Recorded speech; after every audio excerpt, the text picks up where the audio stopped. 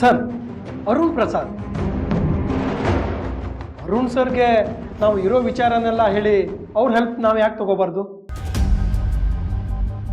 ಆದರೆ ಆನಂದ್, ಅರುಣ್ ಪ್ರಸಾದ್ ಕಂಪ್ನಿಗೂ ನಮ್ಮ ಕಂಪ್ನಿಗೂ... no sir, Arun sir ಇಂಥ ಸಿಚುವೇಶನ್ನೆಲ್ಲ ಅಡ್ವಾಂಟೇಜ್ ಆಗಿ ತಗೊಳ್ಳಲ್ಲ. ಸರಿ, ಹಾಗಾದರೆ ಇನ್ಯಾಕೆ ತಡ, ಕಾಲ್ ಮಾಡಿ. ಸರಿ ಸರ್.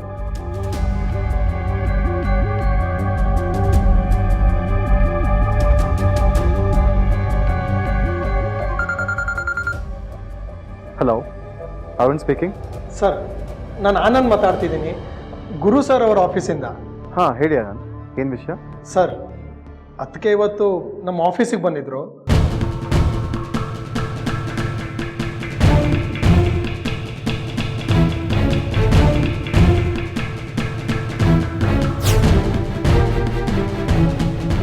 ಸರಿ, ನಾನು ಹೋಗ್ತೀನಿ, you don't worry. Thank you sir, thank you very much. ಸುಬ್ಲಕ್ಷ್ಮಿಯ ಸೋಲೋದು ನನಗೂ ಇಷ್ಟ ಇಲ್ಲ. ಸರಿ sir, thank you very much. ಹಾಂ, ನಾನೇ. ನೀವು ಹೇಗೆ ಪ್ರೆಸೆಂಟೇಷನ್ ಕೊಡ್ಬೋದು ಅಂತ ನೋಡೋದಕ್ಕೆ ಅಂತ ಬಂದೆ. ಸುಬ್ಲಕ್ಷ್ಮಿ ಅವರೇ, ಗುರಿ ಕಾಣಿಸೋಷ್ಟು ಬೆಳಕು ನಿಮ್ಮಲ್ಲೇ ಇದೆ.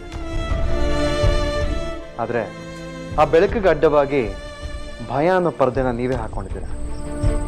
ಆ ಭಯ ಬಿಟ್ಟು ಆಗಿದ್ದಾಗಲಿ ಯಾರೇನೇ ಅಂದ್ಕೊಳ್ಳಿ, ನಾನು ಹೇಳಬೇಕಾಗಿರೋ ವಿಚಾರನ ಹೇಳೇ ಹೇಳ್ತೀನಿ ಅಂತ ನೀವು ಡಿಸೈಡ್ ಮಾಡ್ಕೊಳ್ಳಿ.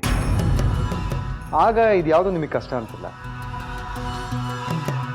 ಇಲ್ಲ ಅರುಣ್ ಸರ್, ಇಲ್ಲಿ ಎಲ್ರು ಏನ್ ಮಾತಾಡ್ತವ್ರೆ ಅಂತ ನನ್ಗೆ ಅರ್ಥ ಆಗ್ತಿಲ್ಲ. ಯಾರಾದ್ರೂ ನನ್ಗೇನಾದ್ರೂ ಹೇಳಕ್ ಬಂದ್ರೆ ನಾನ್ ಏನ್ ಹೇಳ್ಬೇಕು ಅಂತ ನಂಗೆ ಗೊತ್ತಾಗ್ತಿಲ್ಲ. ನಾನೇ ಏನಾದ್ರೂ ಹೇಳಿದ್ರೆ ಅವರೆಲ್ಲ ನಗ್ತಾರೆ. ಸುಬ್ಲಕ್ಷ್ಮಿ ಅವರೇ, ಸಾಧನೆ ಮಾಡಕ್ಕೆ ಹೊರಟವನ ಜನ 5 ರೀತಿ ನೋಡ್ತಾರಂತೆ. ಮೊದಲನೇದು ಅವಮಾನ, ಎರಡನೇದು ತಾತ್ಸಾರ, ಮೂರನೇದು ಕುತೂಹಲ, 4ನೇದು ಆಶ್ಚರ್ಯ, 5ನೇದು ಸನ್ಮಾನ. ಮೊದಲು ಇದೆಲ್ಲ ಇವರಿಂದ ಸಾಧ್ಯನಾ ಅಂತ ಅವಮಾನ ಮಾಡ್ತಾರೆ. ಆಮೇಲೆ ಇವ್ರಿಗಿದೆಲ್ಲ ಬೇಕಿತ್ತ ಅಂತ ತಾತ್ಸಾರ ಮಾಡ್ತಾರೆ. ಅದಕ್ಕೂ ಜಗ್ದೆ ನಮ್ಮ ಕೆಲಸನ ಮುಂದುವರ್ಸಿದ್ವಿ ಅಂತ ಇಟ್ಕೊಳ್ಳಿ, ಇವ್ರು ಗೆದ್ಬಿಡ್ತಾರೇನೋ ಅಂತ ಕುತೂಹಲದಲ್ಲಿ ನೋಡ್ತಾರೆ. ಅದಕ್ಕೂ ಜಗ್ದೆ ಪಟ್ಟು ಹಿಡಿದು ನಮ್ಮ ಸಾಧನೆ ಕಡೆ ನಾವು ಮುನ್ನುಗ್ಗಿದ್ವಿ ಅಂತ ಇಟ್ಕೊಳ್ಳಿ, ಇವ್ರು ಗೆದ್ಬಿಡ್ತಾರೇನೋ ಅಂತ ಆಶ್ಚರ್ಯದಲ್ಲಿ ನೋಡ್ತಾರೆ.